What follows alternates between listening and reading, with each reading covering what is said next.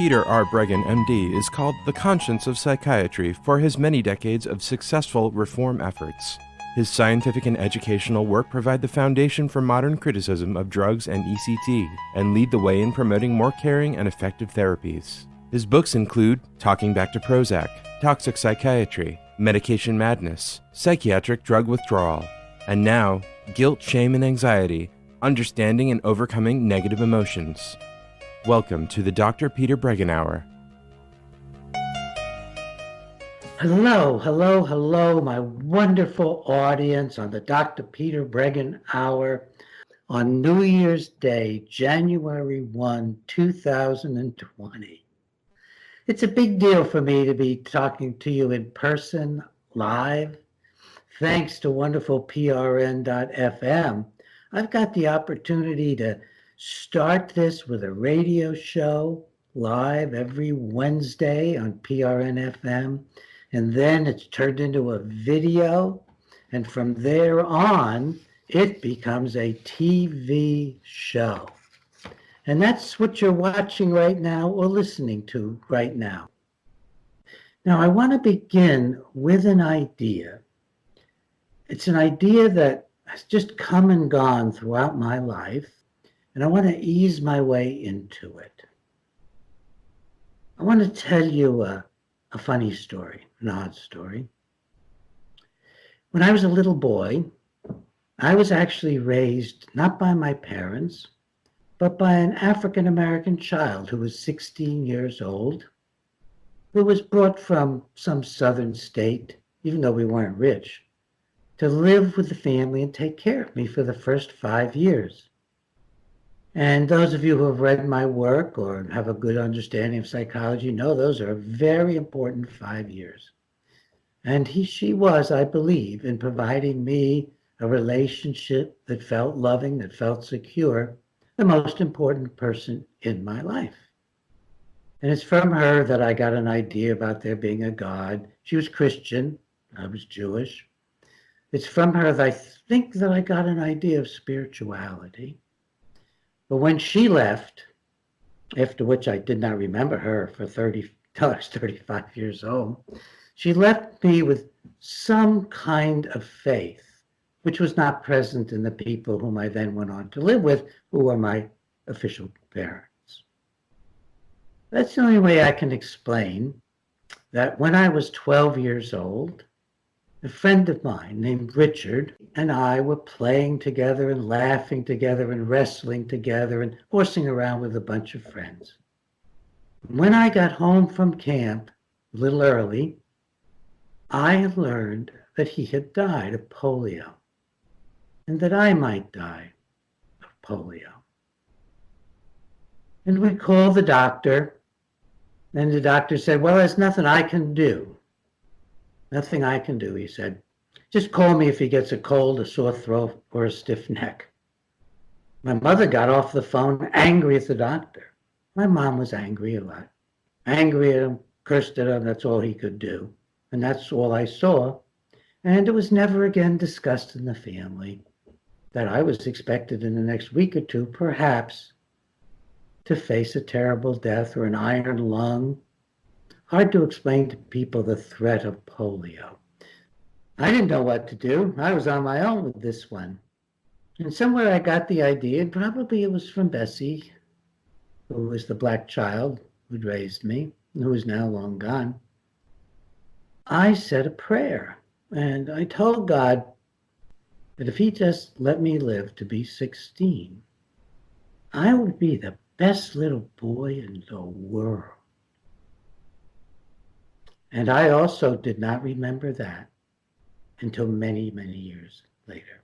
And I did, at age 12, set out to be the best little boy in the world. And I was very successful. You know, I was like president of the class, and then I went on to be editor of the newspaper. I did well in school. I played football at a small size. I was pretty fierce at the time. I did all the things I could think of to be the best little boy in the world. But I did not remember my prayer. And reason prevailed. After I was alone with my parents, there was nothing left to me but to reason about my situation. I could not relate to them. They could not relate to me. I could not relate to my older brother. And so I reasoned and I thought about what I should do to have a proper life and a good life.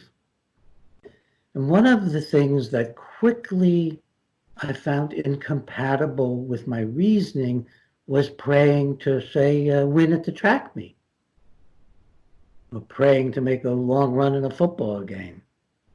That didn't make any sense to me. Why should I be favored? Why should I win? Why should God be interested? That if there were a God that made no rational sense, there's no way to make rational sense out of it. And so I became, at a very unusual time in America, to be an agnostic. So I was the class agnostic. I had a couple of friends who were like me, but we were very unusual. And I remember even my sadness when I talked one of my friends, a girl, into doubting God, and she cried. And I thought, wait a minute, this does not look right. What is going on here? But I could not deal with it. And so I became like a lot of people today, I think, that they talk themselves out of this spirituality. It's not rational. Why me? But inside, there still remained in me an idea. There was an idea about love. I had not experienced very much love at all between the age of 5 and in my 40s when I got together with my wife, Ginger. But I had an idea inside, and maybe you do too. Maybe you're fighting it, but maybe you have an idea in life that there's something going on in the universe that's good. Something special, something there that's there when even your parents aren't there, or there when your beloved dog dies. Many of us have been through that. Or there when you're frightened about what's happening in the world. Or there when you can't control your anger, or you want to leave your committed relationship, or when you don't want to treat your children well.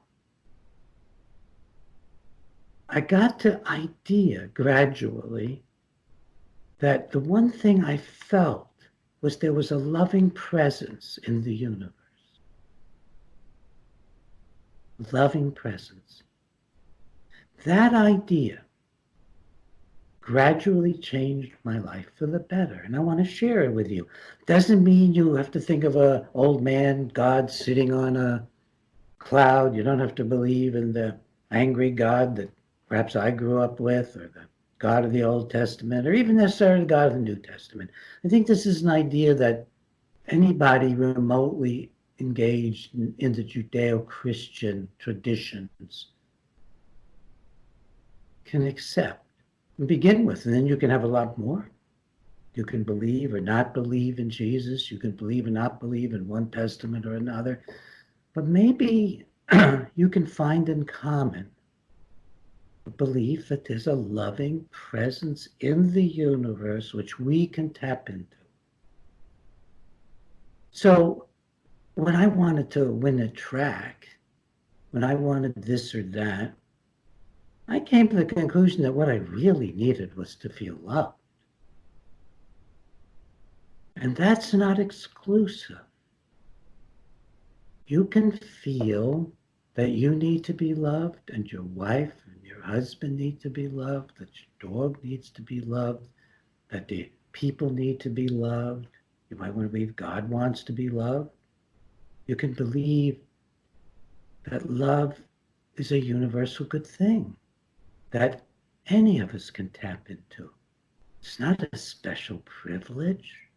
It's not something to be ashamed of because you're taking one slice of the love pie. It's not something that you have to worry about reasoning about, because one thing reason can tell you is that this is a good idea, that you'll be a better person, that other people will be better. They believe there's a loving presence to be tapped into in the world. And when I first started to think this, it would change the moment I would be in. I might be in a tough session with a person I wanted to help and wasn't going well, and I might think, well, there's a loving presence. And I would feel better. I would find a better way to be with the person. I would feel the room was invested with something good. A loving presence. So that's among the very best stuff I've learned from life. That if you can throw away doubts, throw away anger, throw away it's not reasonable, and go with your heart, your gut, whatever it is that helps you connect, and think about how many other people have connected with this very admirable people. George Washington, even Ben Franklin, the skeptic and the common thinker, practical thinker, believed that there was a benevolent presence. Martin Luther King, Gandhi, pretty much all the people I admire believed in a loving presence, and most of them felt that it actually might influence life. George Washington was absolutely convinced with his blundering mistakes, he didn't win the war against Great Britain, and neither did bringing in the French, which was not necessarily going to happen. That there had to be what he called providence, and what he meant by providence was a loving presence that might even be protective of us at times. Now, if you can believe that, I can tell you I've been through very difficult times as a reformer. If you take on the pharmaceutical industry, the government, FTA, if you take on the universities, all the groups that collaborate in doing things like drugging children or promoting electroshock or lying to us, telling us that, we're physical bodies with biochemical imbalances rather than human beings struggling with life. You take on powerful billion-dollar interest groups, you're going to have a lot of scary things. But what's gotten me through in part, and I'll get to what else has gotten me through and given me a good life despite this, despite taking on so much, it was this idea of the loving presence and maybe a suspicion or a hope that it might even provide some kind of protection. Because I can't explain being alive right now. I can't explain surviving the very dire threat to my life that nearly did me in and made me and my family very ill early in my career when I was taking on the drug companies. I can't explain the good fortune, the good health. I can't explain how Ginger came to me just before they attacked my license, and Ginger knew just how to organize a defense of a license attack aggressively with the media. I can't explain things like that. And she, more than me, with a deeper faith than I do, believes that this loving providence has protective value. Sometimes.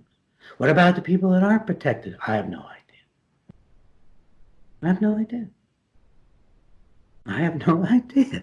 It's okay. It's okay to have no idea. It's okay not to have any sense of what this loving presence could possibly look like. We're just people. We're trying to figure out the universe. We can't do it.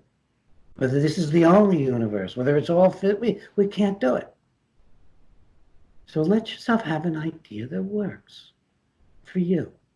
Loving presence that you can tap into anytime, anytime, anytime. So that's been a really important idea to me. Experiment with it. And then if you feel guilty about having such a wonderful thought or ashamed of needing it or thinking it's irrational or it overturns all your years of being an agnostic or an atheist, whatever. You're going through all the stuff I went through. But when you get there, so that no matter what in the heck is going on, you can take a deep breath, remember there's a loving presence in this universe, you're going to do better on the instant. And if you need it, imagine that there's a certain protectiveness that comes with it when you act in a loving manner. I'm just sort of putting these things together as I talk with you. I think I've needed this opportunity, as well as wanting so much as I get older to share some of these thoughts. So if you let yourself imagine this loving presence in the universe, accept your limits as a human being to know what it's about, just imagine that it provides you something of a protection or a guidance even, if you're open to being in a loving way. Now, the second thing that is a little separate from this, but not very much, is that we're all sources of love, and that's what it's about. Like a searchlight is about being a beacon. Like the sun is about shining, we are about being sources of love for other human beings, for dogs and animals and plants and trees. We are a source of love. If you walk through life having these ideas, including that your job is to, as much as possible, be a source of love, then that's your kind of basic. Your basic isn't fix the universe. Like, that's been some of my basis. Basis is not getting even. Your basis isn't surviving. Your basis isn't taking care of yourself. Your basis is tapping into the source of love in the universe and being that source of love within yourself. The Quakers talk about respecting that of it in other people and greeting that of God, rather, that of God in other people. And, greet that of God in yourself. And by that, I mean the loving presence. Nothing complicated that's full of theology that you can't handle. Just a loving presence that pervades the universe and makes things grow. Maybe the difference between animate and inanimate. I don't know. That's a nice idea.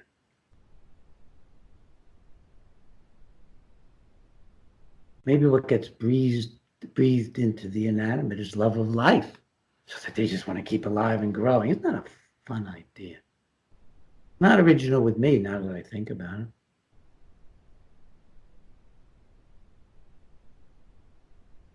So let yourself tap into the loving presence. Let yourself imagine that if you are tapping in and being motivated, guided by love as much as you can, that you might even get some guidance and protection. And I've had a few times in my life where I've sort of felt I was guided, where I was basically told, keep on doing what you're doing right now. Came at a very important time, that guidance. Told me to just keep on doing this reform work that was at the time getting nowhere, but which seems to be the orders that I march under. I think we all march under many different orders. Many. Some is to be a good mother, be a good father. For some, that's the main orders. We all have different orders. And sometimes one order seems to be more important than another, and we have to weigh and think. But, that's maybe going too far for you. So I hope you're with me at this point. I hope none of this seems far-fetched. I can tell you it's very practical. Imagine how practical it is if, when you're frightened, you remember that you live in a universe with a loving presence and that you are worthwhile, that you're loved, that you can tap into feeling loved. A non-judgmental love as a creature of this universe, this loving universe, or this aspect, however you put it. I'm very much not on the theology end of things. It's an experience. And it sounds good, it feels good, it works well, and it does no harm. Especially if you don't coerce anybody else into any of your ideas, which is a separate question. So here we have this basic. Be a source of love. When I do my reform work, I think about is this really a loving act or an angry one? Am I trying to get even? Am I trying to prove something? Am I trying to be a great man? Very bad things to want to be. Just be the man you are, be the woman you are, be the person you are, be the child you are, and see where you go. You know, as far as I know, except for maybe one exception, who is a doctor in my practice, no one in my practice has ever become a reformer. That's a very special kind of calling or decision to make. And if you can't do it in a loving way, you can't do it like Gandhi. You can't do it like Frederick Douglass or Martin Luther King or George Washington. Don't do it. You got to do it in a loving way to do good. The ends do not justify the means. The means makes for the ends. Never said that before. The means is practically all there is because we as human beings don't control the ends. There's another good principle I'm going to talk about today. We don't control the ends. We don't make a better world for everybody. We control our personal means to go about living a principled, good life with the hope you succeed in bettering the world, making it a good place, raising happy children. But none of it is guaranteed. We don't control the ends. What a bizarre idea. I don't think I've ever been so clear about this. I think this is one of the best stuff I've ever learned. I'm learning and talking with you. That in fact the means is what we control. That is a very, very good thing to be thinking about. That brings me to another one of the ideas that I wanted to share about the best stuff I've learned. Good principles. These are what I call principles. Good principles work. You cannot live life without good principles. If you look at the urban centers, New York, Los Angeles, Chicago, people are trying to live without good principles. They're trying to live for pleasure, for fun, to get even, to fix the world, but they don't have good principles. They don't have sound principles. They haven't got something laid out to go by like I'm trying to share with you today. Good principles. Fortunately for me, I mean, by the age of 12, I was thinking in terms of some principles. I'm not sure where they came from, as I've told you. I had almost no exposure to Judaism. My first exposure to Christianity, other than with Bessie in those first 5 years, was when Mary took me to church. My girlfriend Mary, my junior year, and I mentioned her in another show. She'd been coming to mind lately. And the minister talked about God, Methodist minister, and I thought, okay, well, sure, I don't know about that. But then talked about love, and I said, what? Is somebody talking about love? I had an idea about love. Didn't know yet where it had come from. Didn't remember my early childhood. But hey, oh, wow, we should love one another. Wow. Good principles. Keep looking for your good principles. If you're in bad trouble, look for your best principles. That's what I do. These principles I'm telling you, when I the most need something the best, this is where I go. Now, the next most important thing is personal relationship. And I'm not sure which is first. Personal relationships that are good and loving, or believing and knowing that there's love in the universe. I think it varies from person to person and time to time. I also think they come together. I believe that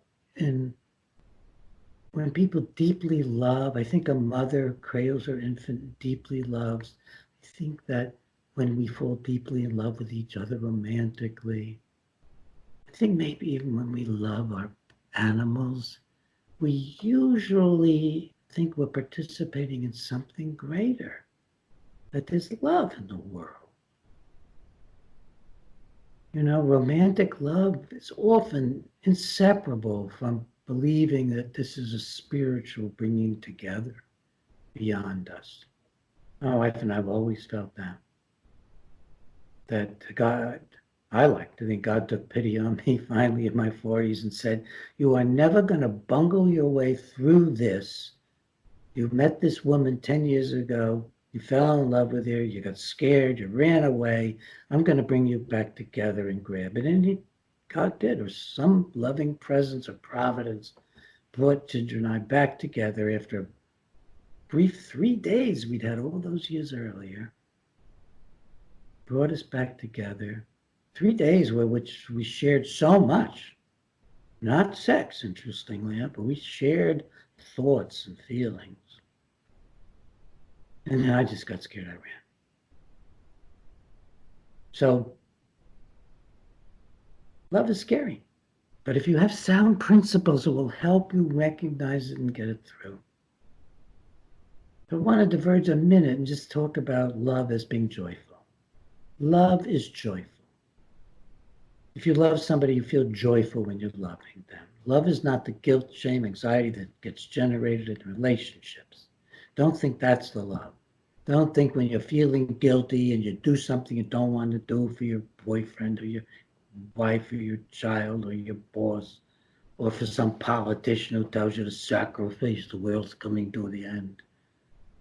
Boy, those people have been around a long time.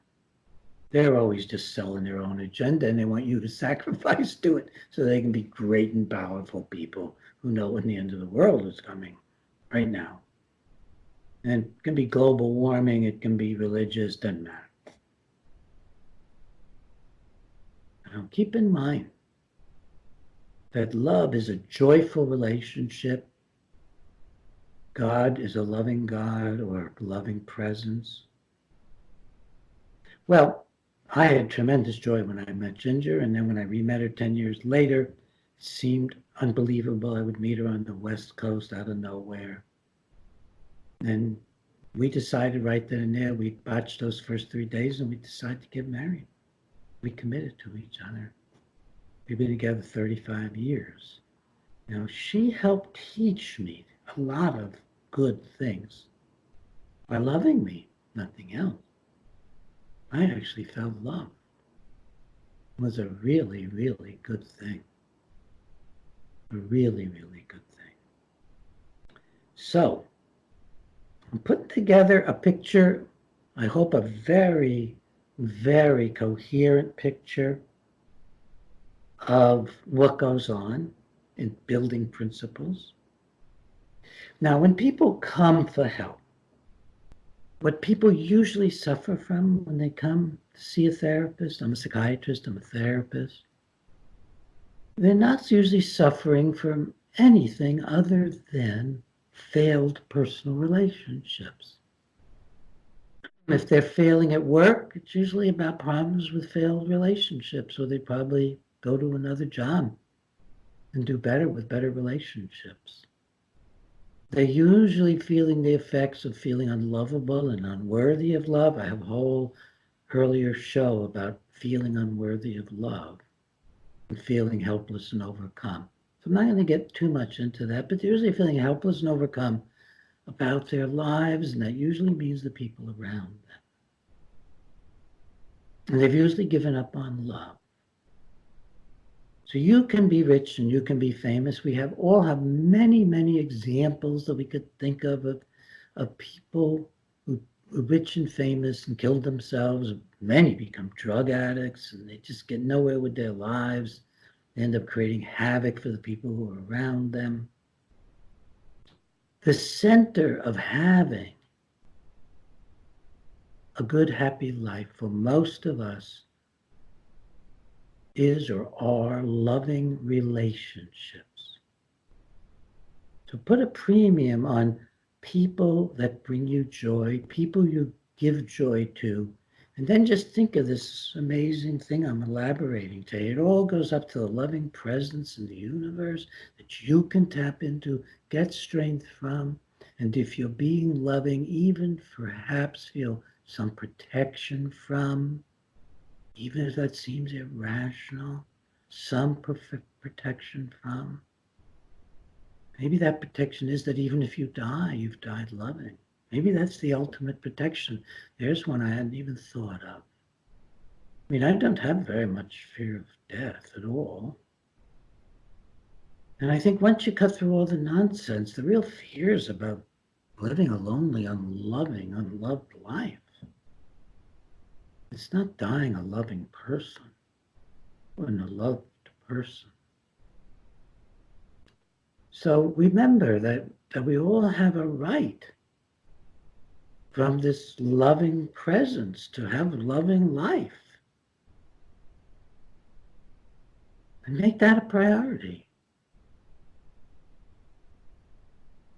By the way, I've written a book called Guilt, Shame, and Anxiety.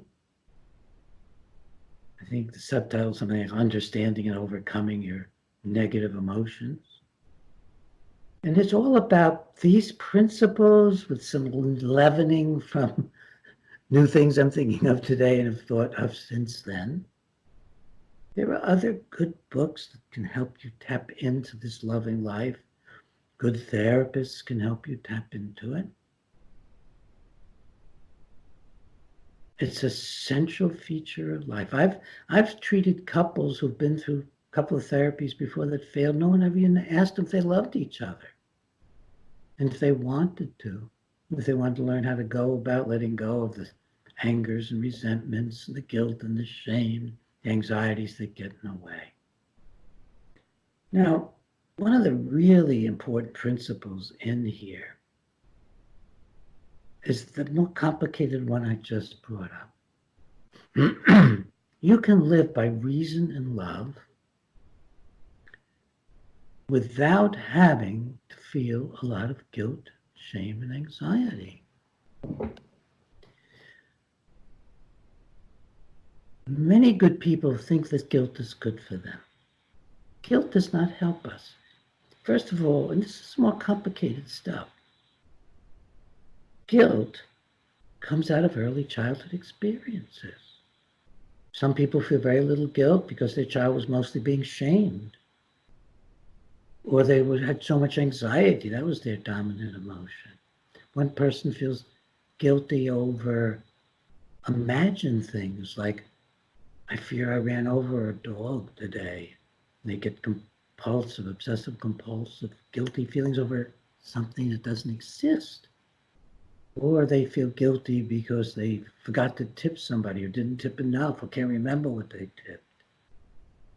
Other people commit egregious crimes without feeling guilty. Many people who commit the most horrible things have very little guilt. They happen to be governed by shame. And a lot of their violence is to show people they're strong and powerful and not little and humiliated. So they're not even touched by guilt. They're touched by shame. Other people, some in the public arena, seem little touched by shame. Maybe they're governed more by anxiety, or maybe unconsciously they're governed by shame. That's why they do all these shameful things to say, I'm not ashamed. Life's complicated. But really important is you don't have to do anything because you feel ashamed, guilty, or anxious. You may feel anxious about speaking in public. Those anxieties have nothing to do with what might really happen to you in public. You'd be better off upchucking one day and apologizing than going through all that anxiety. The anxiety goes back to something about just feeling you can't trust the people around you, or you're a child, and if you make known what you think in front of the family, something dreadful will happen. These deep feelings, they just don't come from real life. They're always from something unreal. Now, if you've been terribly traumatized in adult life, most of these things go back to early trauma. Sure, if you've been imprisoned, if you've been raped, if you've been beaten up badly, you can develop shame about it. If you've been raped, some people show how irrational these emotions are. Feel guilty about being raped. Okay, that's real, But it's not what then is making you feel guilty later on, because later on you're going to feel more guilt about ever standing up for yourself, be ashamed or anxious standing up for yourself. But it's not about what's going on then. It's about the rape, or it's about things in your unconscious. Remember that there are powerful processes going on in your life, and it might be worthwhile for some of you to read good books about it, or to get into a good therapy about it, or work on it with a loved one, to see what goes on in your childhood. Not everybody wants to do that. But if you do, then you can say more clearly, oh, like I did. I promised God when I was 12 to be the best little boy in the world, and then I completely forgot about it. Or I was raised by a loving child that I don't remember, who gave me some strength to get through an essentially unloving family life. Can help to remember things, figure things out, helps you build up the good parts, helps you let go of the bad parts. I don't want to get too much into that because that's about issues that not everybody wants to get into. But I hope you'll think about it and explore it. It's meant a lot to me to know that a lot of the worst things that ail you go way back in your life. And maybe I'll do a separate show about that at some point. I've actually never done a whole hour about the importance of early childhood, but it's a big deal. I wish you were here to ask me some questions, but you're not. And I'll think about some of the questions you may ask. You may be afraid that if you base your life on love, that you'll be a selfish person. No, I'm not even talking about self-love. I think self-love is a hard concept to have. I mean, we're mammals. How do we love ourselves as mammals? We got to see our souls. Are we good at seeing our souls? I know I love my wife Ginger more than she often loves herself. I know she loves me more than I often love myself. Self-love is really a hard one. I'm not sure what we should do with it. I think it's better to think of self-love. I mean, what does that mean? I, myself, love myself. Big deal. I mean, the real deal is knowing there's a loving presence in the universe. Something beyond yourself. The big deal is loving. But, like yourself, enjoy yourself as you can. But be focused on this miracle that you can love. And then learn to accept love from others. Don't worry about loving yourself. I don't know that that's such a big deal. Maybe I'll change my mind. I'm only 83. Good health. But accept love. You see, if you get into a loving relationship, you have to accept love. Then you get scared it'll go away. Get scared it'll betray you. It's probably why I ran away from Ginger. Get scared that you'll end up dumped like I was when I was a young man and loved. 2 different occasions. When I was quite young, probably 14, and when I was again like 18. Oh man, I found a way out of my bleak misery, even though I was so successful, because I didn't have love at home. And I found really wonderful women, and I loved them, and our mothers interfered in the first one too serious, and maybe they were jealous. Her mother interfered in the next one. I don't know, that's interesting. And I didn't have the strength, the courage then to say, but I'm going to pursue. I'm going to, even though I'm 14 or 18, and she said, no, I'll follow her. I'll go to her college. I'll do whatever I need to. So I didn't have anything like that. I didn't have that when I met Ginger in my 30s. I was terrified. I ran. So I'm giving you some of the things that give strength. Now, what really then gave me the strength were the 35 years with Ginger. So there's a web here. Try to find love. Try to be brave enough to have love, to share love, but also to know there's a loving presence, because the world itself is just treacherous and dangerous. It's always been that way. The world itself, oh my God. You know, Ginger and I used to disagree about one important thing. I used to tell her human beings leave much to be desired, and she used to have more of a idealistic vision of human beings. But as life went on together and she learned more and so on, she came to I mean, you have to come to this conclusion if you let yourself experience reality. Human beings leave a lot to be desired, including ourselves, me. We leave a lot to be desired. That's why we need these wonderful principles. We need love from each other. But I learned from Ginger that their love could be there from a human being through thick and thin, that I was lovable. I was worthy of love from a human being.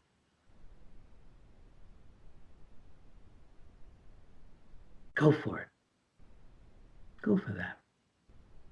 Now, there's many other ways we can love, and not everybody will find love with a human being.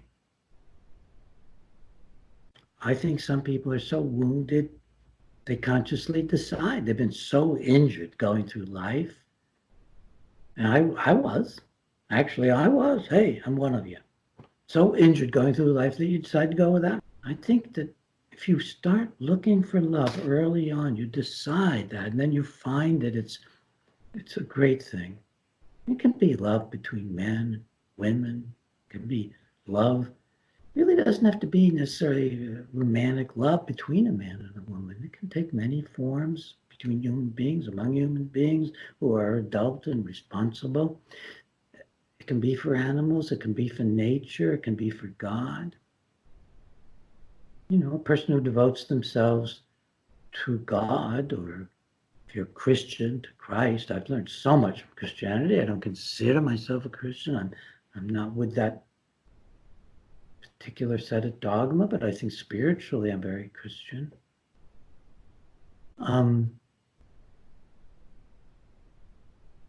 You can find different ways of having love.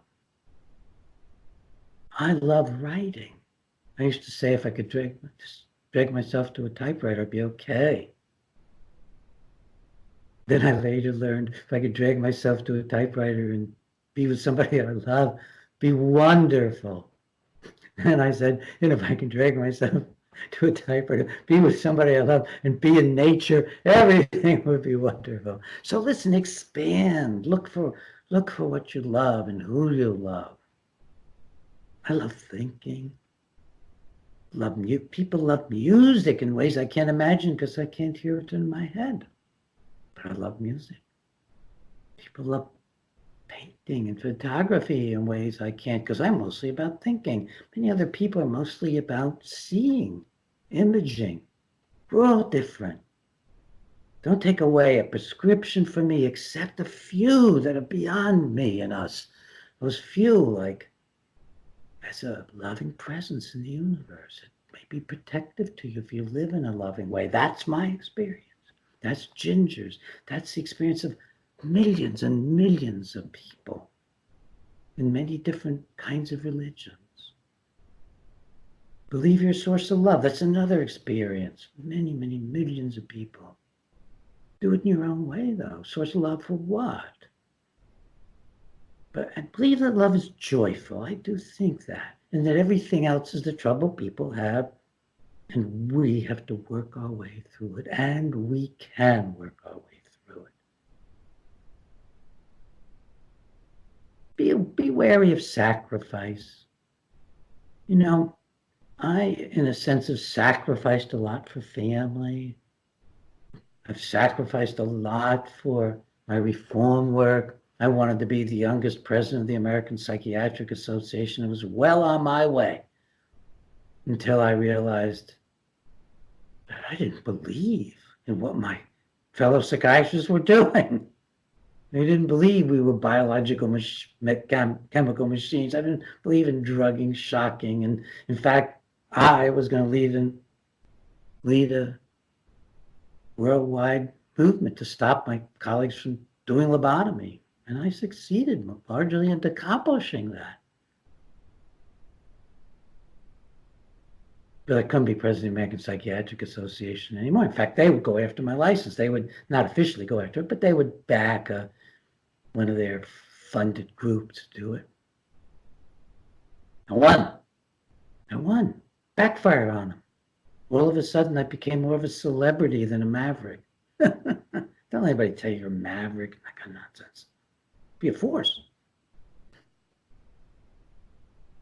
But make sure you're doing it for something you love, something you deeply believe in. I believe that we should love one another. I believe we should treat each other in a righteous and real and good way.